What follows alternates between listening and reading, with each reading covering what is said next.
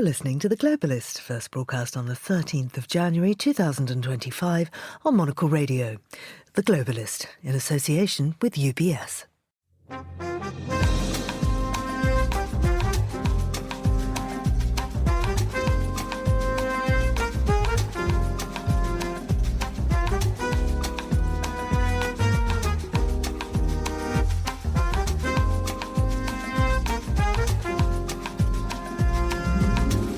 This is The Globalist, broadcasting to you live from Midori House in London. I'm Georgina Godwin. On the show ahead...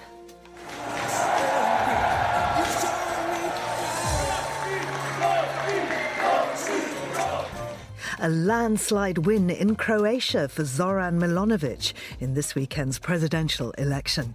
Our man in the Balkans will unpick the significance of the result. Then...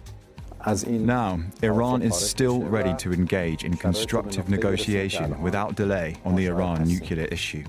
Nuclear talks between Iran, France, the United Kingdom and Germany pick up in Geneva today. We'll ask if there's any chance trust can be rebuilt. We'll look at how Russia's invasion of Ukraine has affected commercial airline flights to and from Asia, handing Chinese carriers a huge advantage. We'll have a roundup of business news and a rustle through the international papers, plus Show Me the Mooney. We'll investigate the future of lunar investment. And finally, Master of Wine Patrick Schmitt serves up the latest news for oenophiles. That's all coming up here on The Globalist, live from London.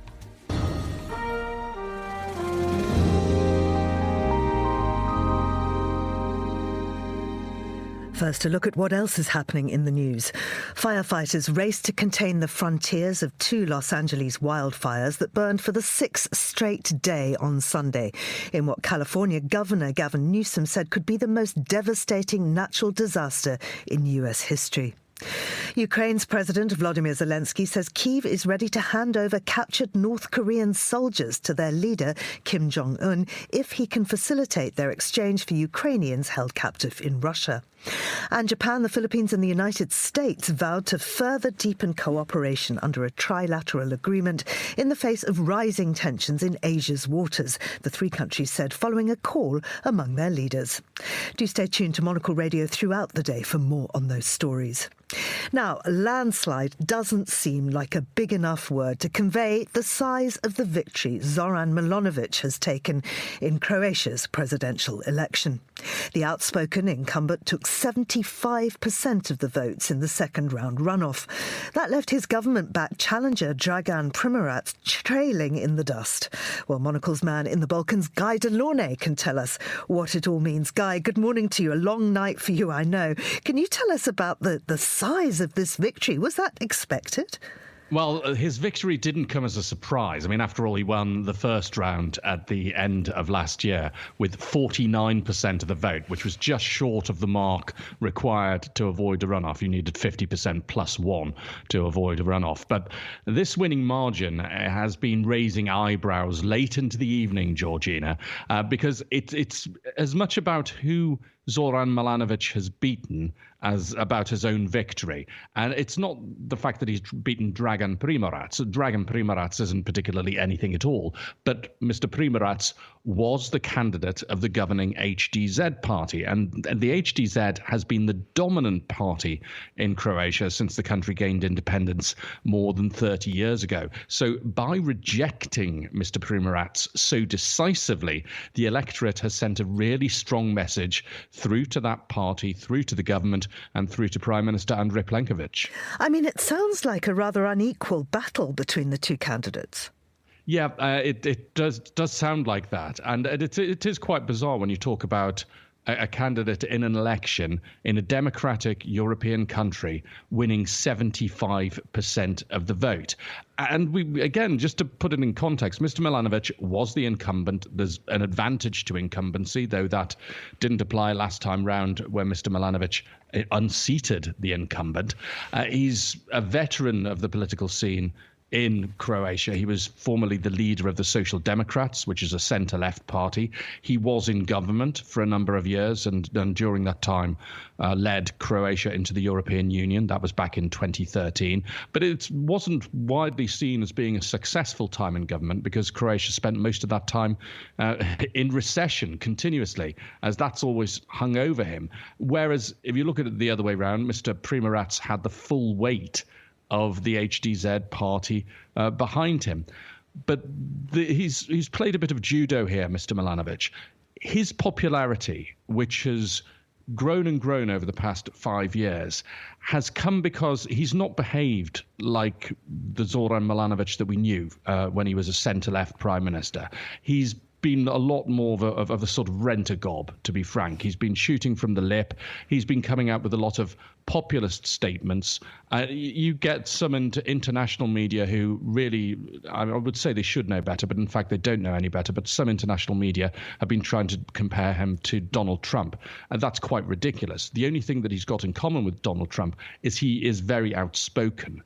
And what's really taken and what's really endeared him to the Croatian electorate is the fact that the target of his verbal volleys has generally been the government. The HDZ party can be seen in Croatia as all-powerful, and by which I don't just mean in terms of its electoral prowess, but in terms of the way that it pervades general life in Croatia, that you need connections with the party or people in the party in order to get on in Croatia.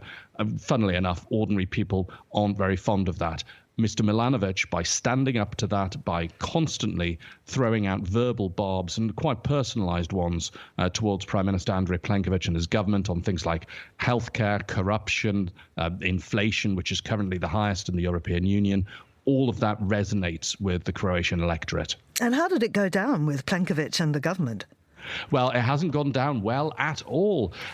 Quite extraordinarily, the Prime Minister didn't congratulate the winner, which is, again, and neither did Mr. Primorac, incidentally. Mr. Primorac was described by one of the Croatian media sites as sneaking out of the back door of what was, I suppose, I mean, nobody ever was seriously expecting him to win, but, you know, they did have a party at the Westin in Zagreb, which is a reasonable hotel in the city, and he apparently snuck out through the kitchens afterwards rather than going out the front door and through the press. But Mr. Plenković, the Prime Minister, described, well, he said that Milanovic offers nothing, that Primorac had the best programme. It was an extraordinary reaction. The voters have just said by a margin of 75% to 25% that they don't want your man. And you're still insisting that he had the best programme. You know, and as well, Mr. Plenković was saying, well, the Milanovic has won, but the government holds 99% of the power. The president, largely ceremonial, only gets 1% of the power in Croatia. How did the winner respond to that? Well, it all rather played into Mr. Milanovic's hands. He's pointed out that if the government has 99% of the power, then only they can be held responsible for Croatia's big worries, which are the ones I just mentioned, Georgina. You know, this inflation, the latest corruption scandal. We saw the health minister jailed just before Christmas. He hasn't gone on trial yet, but he spent Christmas in jail because he was arrested on corruption charges. And more than 30 government ministers have had to either resign or be sacked during the time that Andrej Plenković has been prime minister in Croatia, which is quite extraordinary, really. So Mr. Milanovic has said he's going to carry on pointing these things out, though he did also say, I think rather disingenuously, that he would be willing to extend a hand to the government and work with them. I would love to see that. Now, both the government and some international analysts have tried to paint Zoran Milanovic as a threat to Croatia's membership of NATO and of the EU. Is there any truth to that? Well, this is, you know, I suppose when international media are looking for ways to get into a Croatian presidential election, they're trying to see how this might affect the world and European issues. I mean, Croatia, let's get this straight, it's a very small country, fewer than 4 million people. It is a member of NATO, and Zoran Milanovic has been outspoken about how Croatia should operate as a member of NATO, specifically with regards to the war in Ukraine. He's said that he doesn't want any Croatian troops going into Ukraine on any NATO mission. He's not keen on them participating in the training of Ukrainian troops either. He's also criticized the European Union's leadership, calling it ineffective and incompetent in various ways. But is he talking about pulling Croatia out of NATO or the European Union? Absolutely not. I mean, this was the man, after all, who took Croatia into the European Union. And as I mentioned, Croatia's a very small country. It's much stronger being a member of NATO than it would be if it were outside the alliance. So it's fundamentally sums up his shoot from the lips style. But it's also a bit of a case of stating the obvious. I mean, is it a great idea for Croatia to be getting involved in putting its troops into Ukraine? Croatian people think, actually, no, that's not a great idea. We've seen war in our lifetimes, a really terrible one, incidentally, in the 1990s, and we're not keen on getting involved in another one. Absolutely. Guy, thank you very much indeed. That is Guy Delaunay there, and this is The Globalist.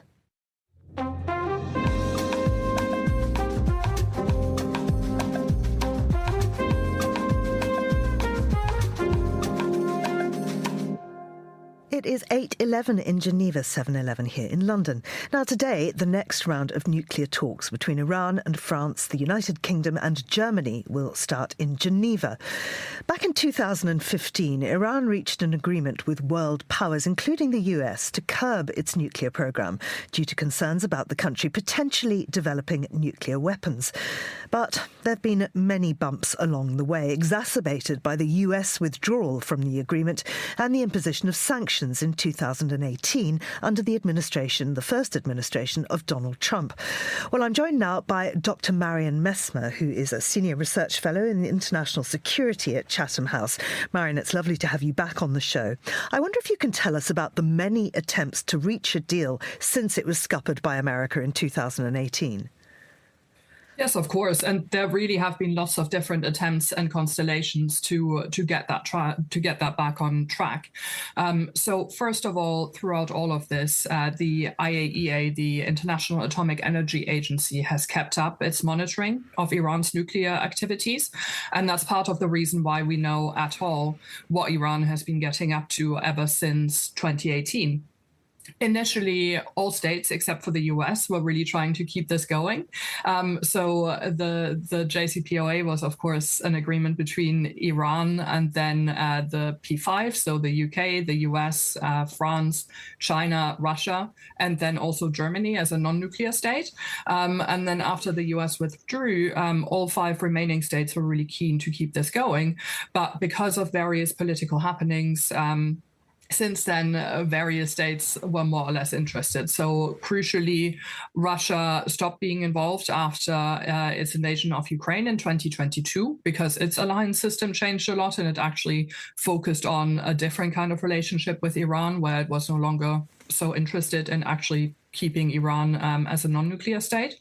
And the US tried to get back involved once Biden was president, but there was a big loss of trust on the Iranian side. So Iran asked for a lot of assurances and guarantees that the US essentially couldn't really give to their satisfaction.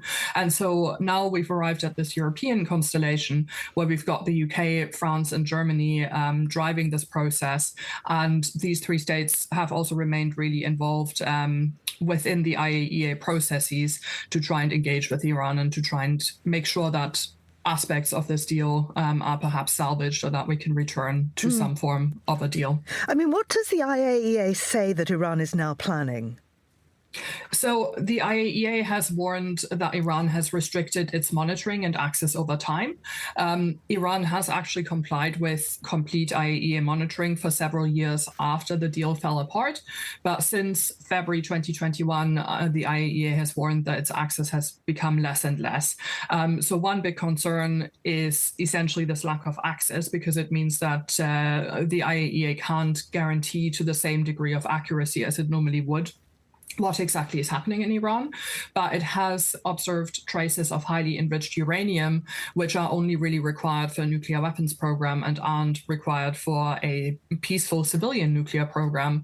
And Iran has also announced its intent to construct further enrichment facilities. So in other words, we do know that Iran has been carrying on with the enrichment of uranium and essentially has said very openly that it will continue to do so. And so what happened at the last round of talks in November? So, primarily they agreed that they would meet today and tomorrow in Geneva, which is already much more promising than it has been in a while. And some of the positions were essentially clarified. So Iran continues to want sanctions relief and economic support. And the European parties in the talks are really concerned with regional stability and, of course, with keeping Iran non-nuclear. And then there's, of course, this underlying worry that Israel would escalate if Israel perceived Iran to make further steps towards a nuclear weapons program. And so it's this really interesting mix of both economic concerns, but also security concerns on the Iranian side. And then, of course, predominantly security concerns on the side of the European states, because I imagine what's first and foremost on their minds is that they have so much to deal with in terms of the security environment in Europe that they really actually don't want to add more instability in the Middle East or nuclear-armed Iran to their list of worries. At whose behest are these talks taking place? I mean, presumably it's very much in Iran's interest to try and settle this before Trump returns to office. I mean, Iran certainly has a lot of interest in this. There have been attempts to get these talks going properly again for a while. So the agreement came in November, but additionally in December, the UK, France, and Germany raised the issue of Iran's enrichment at the IAEA. And Iran did not particularly like that, but it also seems to have accelerated their willingness to talk. So I think for Iran, there's probably also the sense not just to perhaps get somewhere before Trump is in office, but also perhaps looking again at the various fault lines between Europe and the incoming Trump administration and thinking about whether there is something in it for them to potentially come to an agreement with European states, even if they don't think that the US is necessarily a reliable partner in this. I mean, is there trust between them? And what will each side be hoping to achieve? Well, so the European states actually tried to keep the deal going for quite a long while in 2018 after the Trump administration withdrew. Part of the problem was that a lot of the sort of tit for tat that was set up in the agreement was about sanction relief for Iran, and the US essentially snapped back the sanctions, and therefore anything that the European states didn't really do as much to provide relief for Iran. And so that is going to be first and foremost on Iran's mind, I'm sure. But at the same time, they are also in a very different position now. All the tensions with Israel in the autumn, and then the various changes throughout the Middle East over the last few months have also really changed the Iranian position. And for Iran, the latent nuclear status has always been a bit of a bargaining chip in various exchanges in the region. And there is actually a pretty big faction in Iran that is very reluctant to fully develop a nuclear program because there is this thought that it actually benefits Iran much more to have it as a bargaining chip. Whereas if it was a nuclear-armed state, it would then have to contend with potential attacks from Israel, and it would essentially not necessarily improve Iran's security position all that much. So, I mean, as you say, things have changed in the Middle East, but in fact, the whole world order has changed. I mean, many of those signatories now have a completely different political landscape. How is that going to impact any potential agreement? Absolutely. I mean, one of the really big changes is that Russia used to be a really key part in this negotiation. Russia and Iran have historically had maybe not positive, but constructive diplomatic relations. And so Russia used to use that position in order to ensure that Iran stayed at the negotiation table and to help drive those negotiations when it came to the first nuclear agreement with Iran in 2015. But of course, that is now completely different with Russia and Iran having a more sort of formal allied status and exchanging military technology and so on. So that's something that the European states can no longer rely on. But at the same time, it seems that the UK, France, and Germany are much more determined to ensure that the European security environment doesn't further deteriorate. And of course, because of all the changes in the Middle East, Iran will also be that much more willing to talk. So, Marion, how realistic then is the prospect of agreeing a deal palatable to all? It remains a really difficult negotiation. I think one of the items that could perhaps be a realistic agreement, which would already be a step forward, is getting back to a place where the IAEA has better access to Iran's nuclear facilities. That's something that Iran was very happy to comply with for a long time.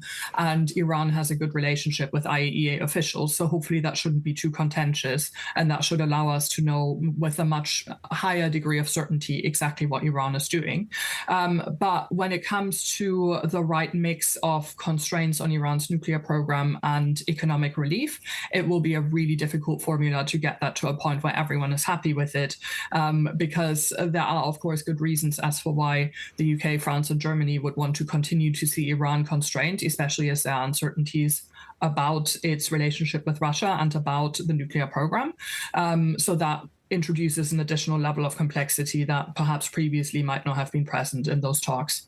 Marion, thank you very much indeed. That's Dr. Marion Messmer there. Now, still to come on the programme. It's one small step for man, one giant leap for mankind. We look at the giant leaps being taken in the emerging lunar economy as the race for commercial radio spectrum filings, no, me neither, blasts off. This is The Globalist.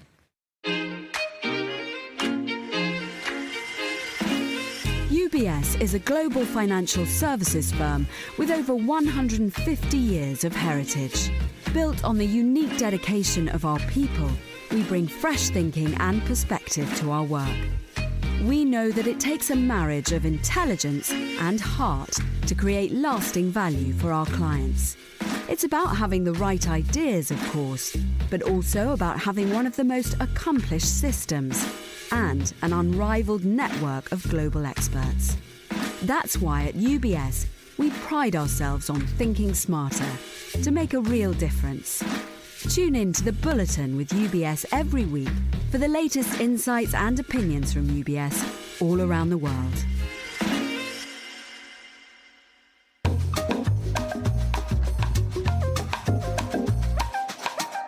This is The Globalist on Monocle Radio. I'm Georgina Godwin. It's 7:22 here in London, where we're coming to you live from Midori House. And we'll continue now with today's newspapers. Joining me in the studio is Latika Burke, who's a writer at large for The Nightly in Australia. Latika, North Korea is all over the front pages, and The Times in particular is talking about this offer by Volodymyr Zelensky to swap their prisoners. And this is quite unusual because, in fact, North Korean prisoners before now have not been taken alive, or at least have not survived after capture. Good morning, Georgina. Yes, it's controversial and interesting on a couple of fronts. One that you just mentioned. Secondly, you're not supposed to parade images of captured POWs. So that's in itself quite interesting that Ukrainian President Volodymyr Zelensky has decided to do this. But why he has, I think, will mute any sort of international criticism because, as you say, we have had constant denials from the North Koreans and the Russians that they are indeed fielding North Korean soldiers on the battlefield in Ukraine. And now what we have is conclusive proof, and that's via the Ukrainians, who have captured 2 North Koreans and given them access, or given journalists access to them. They've also broadcast images of them. They're not seriously hurt, it looks like, although one has undergone surgery for his leg. But we've found out some very interesting details here. They were given Russian badges, which is something also that the Russians have been denying that they've been doing. And via interviews with South Korean intelligence agents in country, we have learned that North Koreans are being told to blow themselves up if they rather than being captured. And we're now hearing that Zelensky wants to offer these 2 prisoners up as an exchange for Ukrainian POWs. But just maybe these North Koreans don't really want to be exchanged. They quite like to stay where they are. And he's made them an offer there saying, well, actually, if you can provide us with information, it's okay. I mean, he's recognised the fact that if you're North Korean and you've got out of the country, you probably don't want to return. No, absolutely. There was a very famous tweet by Gideon Rackman at the FT that said, citing some sources he'd spoken to, that North Koreans were spending so much time, these troops that had been deployed, discovering pornography on the internet, and that people were absolutely fascinated by how much time was being wasted by these soldiers because for the first time they'd discovered porn. So, I mean, this is just an insight into the sorts of lives that these North Korean soldiers have been living. And I think that's also important to state. These are professional soldiers. So from what we can gather via these interviews of this pair, they have been in the armed forces for many years. So this is not a case of Russia sending men to their death. This is a case of North Korea fielding its troops, actually professionally trained troops in Ukraine. But as you say, for the first time, there is absolute proof that that is exactly what's going on here. Yes. Let's move on now to have a look at Britain and its relative income for sort of middle-class families within Europe, because apparently they are far poorer here than they are than their counterparts in the rest of the continent. You know, I chose this story, Georgina, it's in The Guardian this morning, because I felt it really resonated. I've lived here for nearly 9 years now, and my outside observation of this country is that it is an incredibly poor one, propped up by very profitable parts of the country, say in London and the southeast. And we've got some data to really talk around that this morning, courtesy of the Resolution Foundation. Now, that's a think tank that looks at housing. And it finds that housing costs in the UK are much higher than those faced by Western Europeans. And to the point of around 44% higher in the UK than the OECD average. So that is a really substantial difference. And then, of course, you're putting into that the wider costs of living. Transport, I would argue, in the UK is far more expensive than in Western Europe and, dare we say, far less reliable these days. But I just thought that was a very, very interesting anecdote and backed by data to really confirm what I think you feel when you land in this country, that actually things cost a lot, but even the people who live here can't really afford to pay them. And that's very different to, say, my country, Australia, where the cost of living is sky high, but wages are about 2/3 higher. So you do have a generally higher feeling of wealth at the middle class level. Absolutely.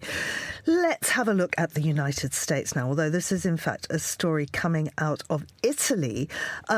Two people that support Donald Trump, Steve Bannon and Elon Musk, but they are ripping each other apart. Yeah, this is a fascinating interview. So Steve Bannon, who now podcasts at Bannon's War Room, and still a very big MAGA figure, although not close to Trump as he was in the first term. He is at war with Elon Musk over two issues, actually, and they're pretty important, and I think they go to the heart of where Make America Great Again's future goes once Trump departs the scene, which, let's keep in mind, he will do in a couple of years. He is a lame duck president as he begins. And this is over the use of foreign visas, so visas to get skilled workers in from overseas, which is a very hot-button issue, certainly in my country, Australia, and loads of other developed countries, and also on China, because Elon Musk has business interests through Tesla in China. And you will have noticed very clearly that Elon Musk has spent weeks of this year tweeting incessantly about the free speech in the UK and across Europe. He says nothing about free speech in China or Russia, which is really fascinating. And this is now looking to be a full-out war between Bannon and Musk. And Bannon has told the Italian paper, now I'm not very good at my Italian, how's yours? Corriere? I'm not sure. Mm-hmm. But he's told the Italian paper that Musk is a really bad person, stopping him has become a personal matter to me. Before, since he put so much money, I was ready to tolerate it, not anymore, which says a lot about MAGA's principles, perhaps, and that he thinks he's got the maturity of a child. I mean, you probably don't need Steve Bannon to tell you that. But why I've chosen that is because I think, Georgina, we're a week out from the inauguration. Bannon set himself a goal that he wants to destroy the Musk-Trump relationship by that time. Interestingly, Trump does not say so much about Musk. So I think this is a really important dynamic to watch. Elon Musk is a very powerful figure, and how Trump manages this massive giant ego, who's his financial backer, who has whipped up an important following media-wise through his social media platform X with MAGA base and followers, compared to Steve Bannon. I think this is the dynamic to watch for the first 6 months of the Trump administration. Yeah. I mean, as you say, this comes out of the Corriere della Sera in Italy. What is it saying about Italy and Giorgia Meloni's relationship with Trump? Yeah. So, I mean, we shouldn't ignore, too, that there's a big love-in right now between Giorgia Meloni, who leads the hard-right Brothers of Italy party, Musk and Trump.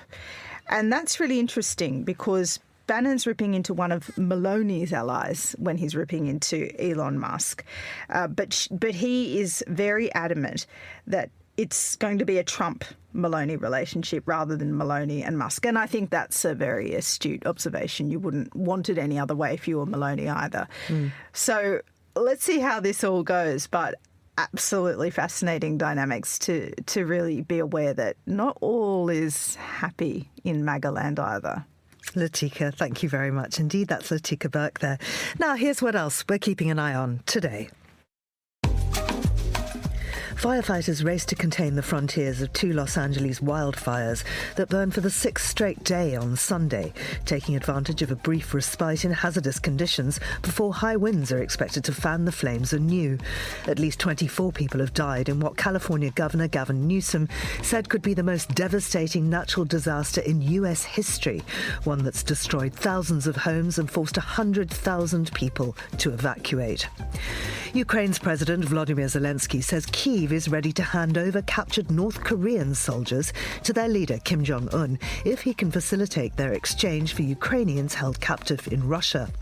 Zelensky said that for North Korean soldiers who did not wish to return home, there may be other options available, and those who express a desire to bring peace closer by spreading the truth about this war in the Korean language will be given that opportunity. And Japan, the Philippines and the United States vowed to further deepen cooperation under a trilateral arrangement in the face of rising tensions in Asia's waters, the 3 countries said following a call among their leaders. They discussed China's dangerous and unlawful behaviour in the South China Sea and agreed on the importance of continued coordination in the Indo-Pacific region, with US President Joe Biden, who'll step down next Monday, quoted as saying he's optimistic his successor, Donald Trump, would see the value of continuing the partnership. This is The Globalist. Stay tuned.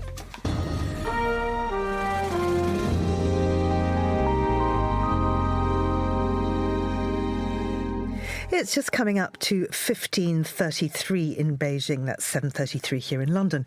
In 2022, Western countries imposed sanctions on Russia over the invasion of Ukraine. In retaliation, Moscow banned most European airlines from overflying Russian airspace. Because these airlines now need to take a circuitous route to Asia, adding to fuel bills, these journeys have become uneconomical, and therefore Scandinavian Airlines, Lufthansa, British Airways and Virgin Atlantic have all suspended routes to mainland China. Well, joining me to discuss this is Gabriel Lee, Monocle's transport correspondent. Gabriel, good to have you back on the show. Chinese airlines are unaffected by this ban. How have they sought to take advantage of this? Yeah, so the Chinese airlines basically have a much more economical route between Asia and Europe, and that means that they can put on more flights and charge lower fares. And what we've seen the Chinese airlines do is they're really going after this aggressively. So adding flights, yes, but also just putting the fares very, very low. So, essentially, if you're looking for airfares between Europe and, anywhere in Asia, maybe even a little bit further beyond, you're going to see very low fares on Chinese carriers in many cases, and with much lower travel times. So that's probably going to appeal appeal to quite a few travelers. Now, US airlines have successfully lobbied the US government to keep a tight cap on the number of direct round-trip flights in China. Have European governments done anything similar in response to complaints by European airlines that Chinese carriers do have that unfair advantage? We haven't seen much along those lines, and part of the reason is that it's a little more complicated for Europe to do this because they don't have a sort of wide-ranging agreement as a bloc with China in terms of air service. So it would have to be bilateral restrictions or agreements that get made, and so this slows things down. The U.S.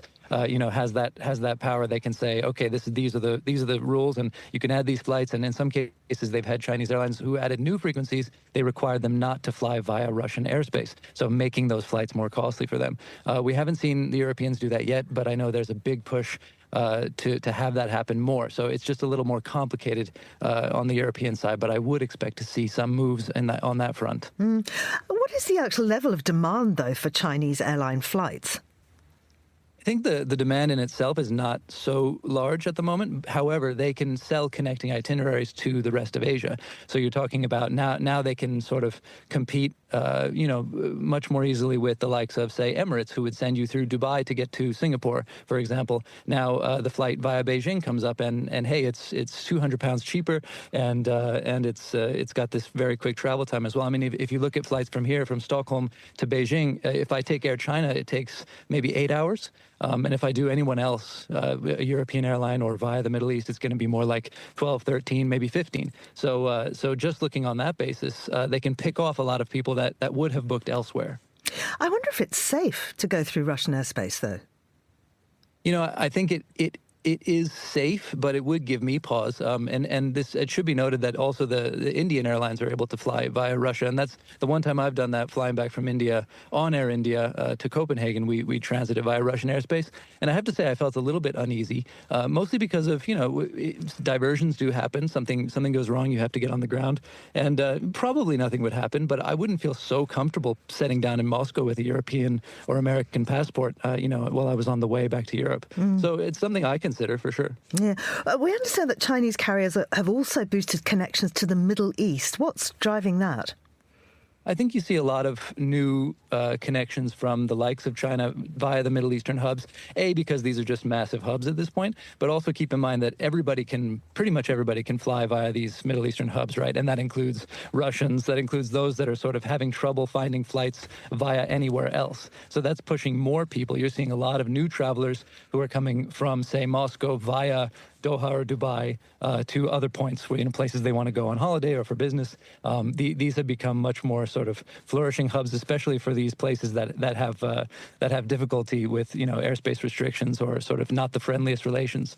So you're just seeing more traffic there. And just finally, how significant is the loss of direct flights to mainland China to Western carriers?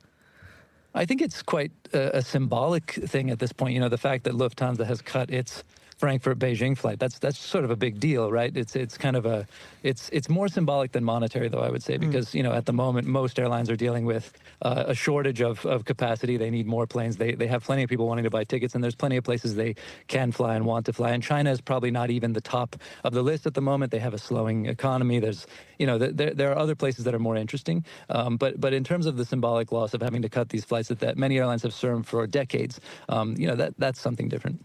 Gabriel, thank you very much indeed. That's Gabriel Lee, Monocle's transport correspondent. And you're with Monocle Radio.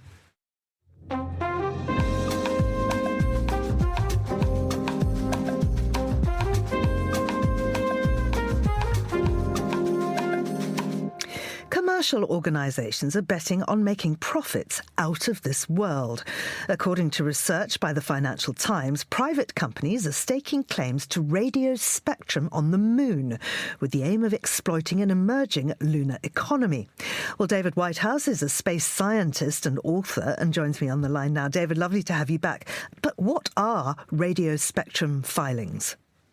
Well, when lots of spacecraft start going to the moon, as we're on the verge of having a lot of reconnaissance in preparation for human landing, You need to coordinate the various satellites, the various communication with the satellites, and they have to send back their data.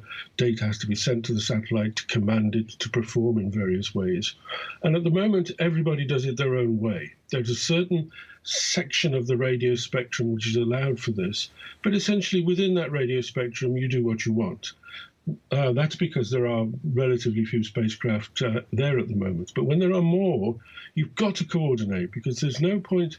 It would be very bad if, for instance, you were sending a message to an American satellite to do this, and somehow it interfered with another satellite, or there was some discrepancy between the two. You could have malfunctions, you could waste a lot of money, you could lose the mission. So there needs to be organisation and coordination. And the first step of that is saying, right, this is the spectrum you can use. Has anybody got any ideas as to who wants to use which bit of it? Because we're going to allocate it specifically to you or specifically to this task. And that's the process which is happening. By whom? Who decides this? Who governs the rules? Well, it's an international agreement which sticks very well. The international, it's a radio frequency commission which rules on this type of thing, and it rules actually it's there beneath all of our lives, the frequencies that can be used by cell phones, the frequencies that can be used by aircraft, by emergency services, by the police, by everything is ruled by the specific bands, and everybody agrees those bands because of the radio frequency international regulations. So this is a well-tried and tested international procedure. It's just that we haven't done it for the moon before. So the research points to the fact that last year the number of commercial filings to this global coordinating body for lunar spectrum outstripped those from space agencies and governments for the first time. I wonder if you can explain why this is happening and what it means.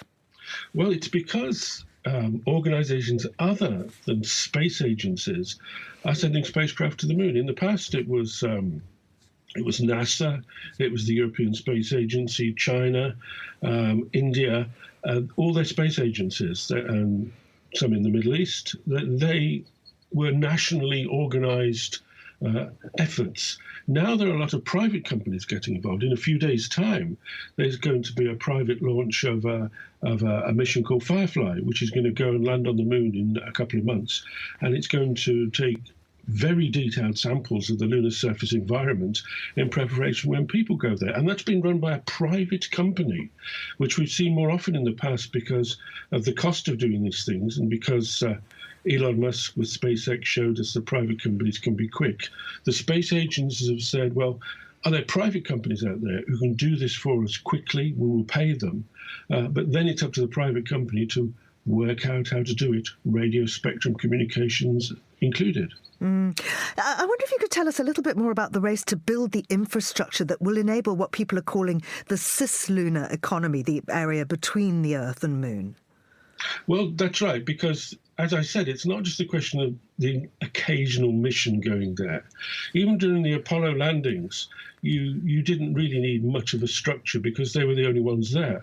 When you've got several companies, several space agencies there, you have to have coordination. So you not only need radio frequency coordination, you need communication and time standards. The moon now has its own standard time because it takes a second and a half for a radio signal to get between the Earth and the moon. And that 3-second transit time could be crucial in certain instances. So you've got to be coordinated with that. So it's part of, as more people are going to the moon, as missions and the build-up to landing by the Americans and by the Chinese, there has to be more coordination, there has to be more regulation, there has to be more cooperation between the two, because it is this cislunar economy with its various aspects of understanding what's on the surface of the moon, perhaps exploiting the surface of the moon, sharing information, possibly with the Americans having an orbital station around the moon called the Gateway.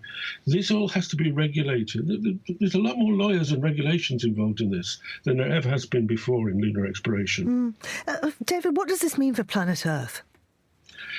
Well, that is a very good question.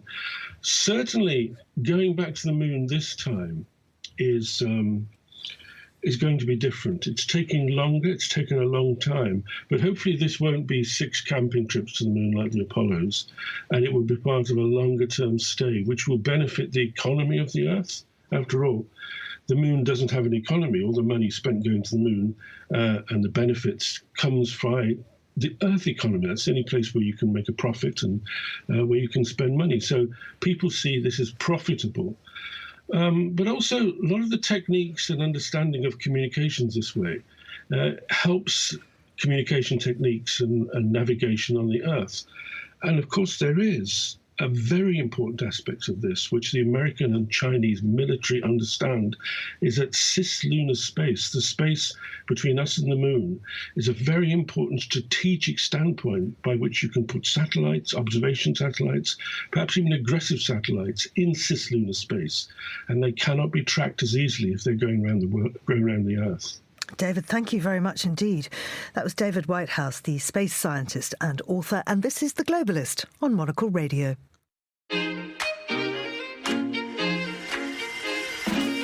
UBS is a global financial services firm with over 150 years of heritage. Built on the unique dedication of our people, we bring fresh thinking and perspective to our work. We know that it takes a marriage of intelligence and heart to create lasting value for our clients. It's about having the right ideas, of course, but also about having one of the most accomplished systems and an unrivaled network of global experts. That's why at UBS, we pride ourselves on thinking smarter to make a real difference. Tune in to The Bulletin with UBS every week for the latest insights and opinions from UBS all around the world.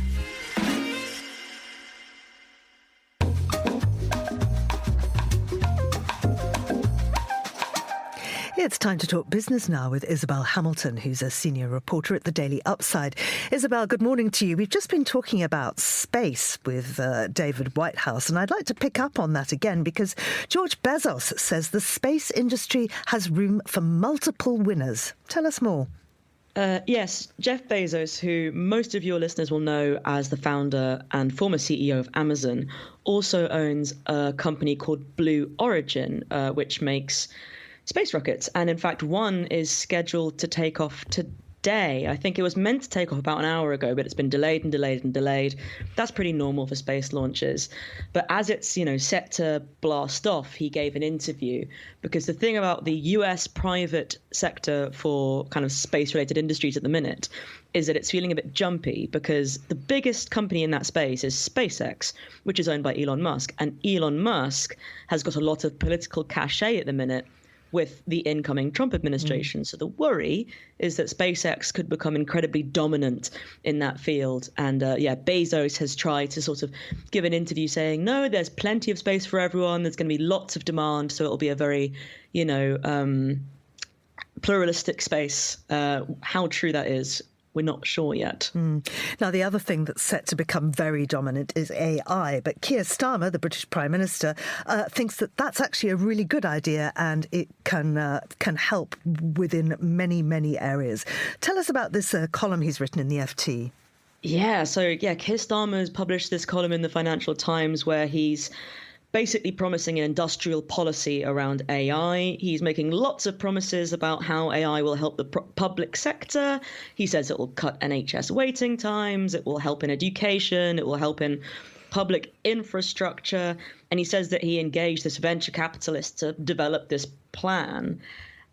What he's also promising on the sort of enterprise side of things is that the UK will build this data access regime. Basically, it'll have this big trove of data that AI companies can access. And that looks like it might include public data, which is quite interesting and might raise some eyebrows around privacy.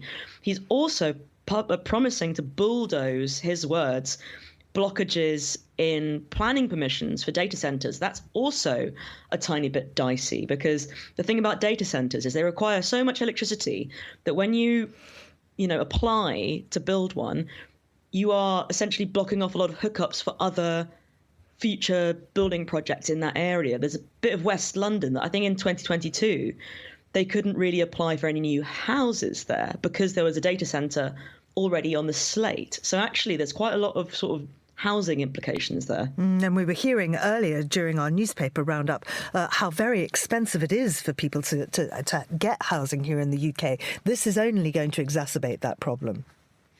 If it is in areas where there is housing being built or would like housing to be built, absolutely. He talks about these, I think he calls them growth zones. So maybe his idea is to put these data centers somewhere far away from wherever you might develop housing. But yeah, absolutely. I think this could be a bit of a NIMBY fight. Yeah. Now, let's have a look at Boeing. As we know, it's just had such a bad time recently, and now we see that its production in 2024 expected to be less than half of its rival Airbus. Yeah, I think we'll get the hard figures later this week, but the analyst sort of estimates for the year that's just gone is that Boeing produced 340 planes, whereas Airbus produced 766. Yeah, as you said, Boeing had an absolutely shocking 2024. You know, it kicked off this time last year. We were talking about a door that had blown off an Alaska Airlines flight. And, you know, then they got dragged before Congress. There were more sort of mini PR disasters. And finally, there was this big strike where all the workers that were making the planes down tools for about 7 weeks. So they're really getting off to a bad start this year. Now, earlier in the programme, we were hearing from our transport correspondent, Gabriel Lee. He was talking about how China now has this huge advantage in terms of carriers overflying Russia. We're also seeing here a story you found about a US probe which has found China unfairly dominates shipbuilding. Yeah, this was a Reuters report. And according to the sources that spoke to Reuters, we should hear more officially from the Biden administration later this week. But essentially, in about April last year, the Biden administration started a probe to investigate whether they think that China unfairly, advantages its own shipping industry. And apparently the findings will be that it has. They think that it's deployed things like, subsidies, it's artificially kept worker costs low, things like that. And, if they come out with these official findings later this week, Trump gets sworn in next week, he's planning to come in hard on China with these massive tariffs. This could be a really good cudgel for him to use to add things to that, like port fees, extra tariffs, that kind of thing. Isabel, thank you very much indeed. That's Isabel Hamilton there. And this is The Globalist on Monocle Radio.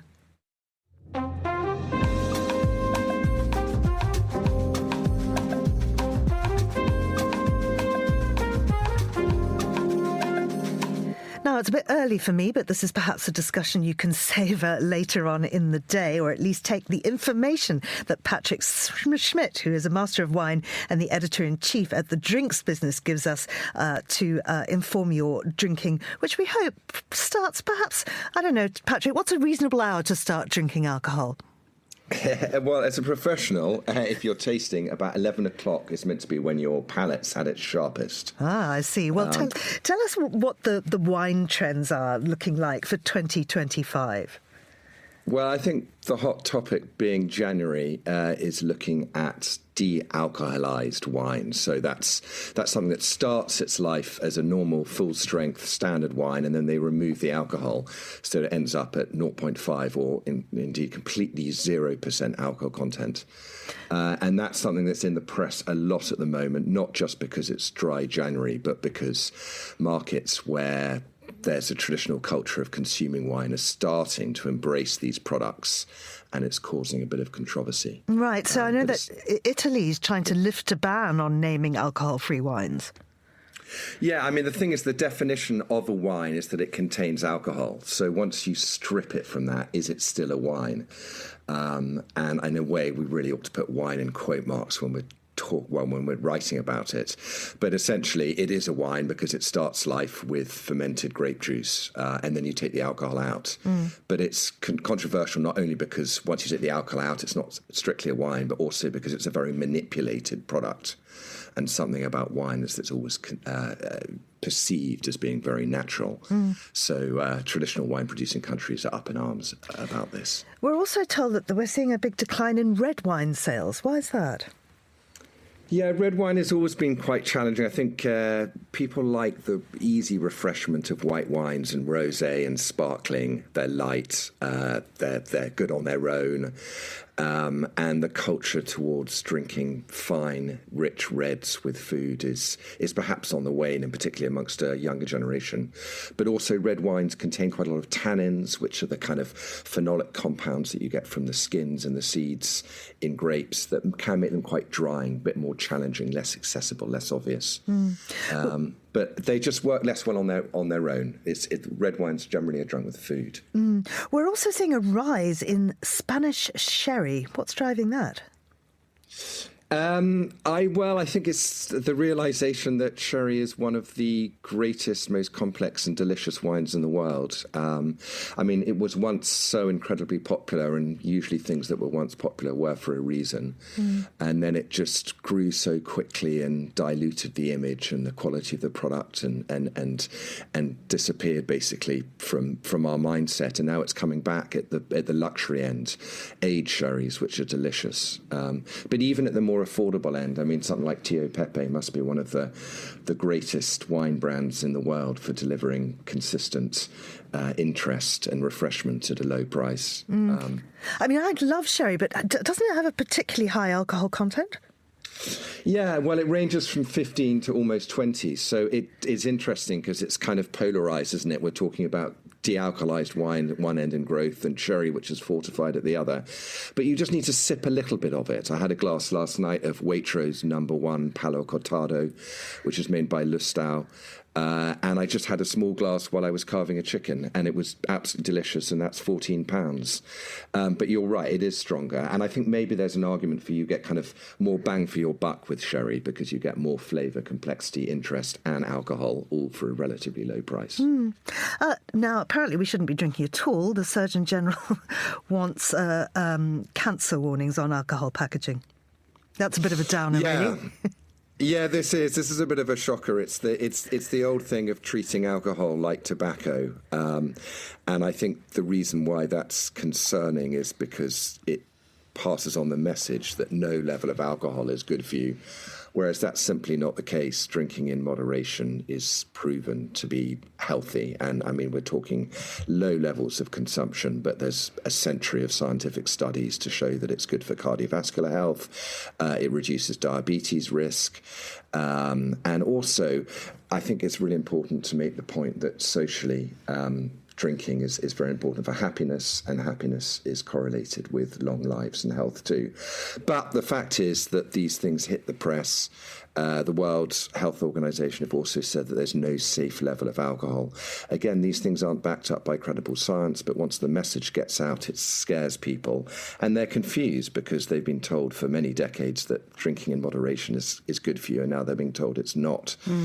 So it is challenging. I doubt we're going to see tobacco-style warnings on bottles of wine. But that's always the fear, and obviously that won't look good in a restaurant or on a dinner table. No, not at all. But of course, one way to drink in moderation is to do what people are calling zebra striping. Explain that? Yeah, it's a funny term that's kind of emerged and becoming a bit more commonplace. It's basically switching from one extreme to the other. So you go from a standard full-strength drink in one round, let's say in a pub, and then the next you have a de-alkalized wine or a soft drink. So there was this feeling, we talked at the beginning of this show about how de-alkalized non-alcoholic wines were rising. And one of the reasons is not because they're more teetotalers necessarily, but just because people who enjoy wine are switching between no alcoholic drinks and standard strength in the same drinking session.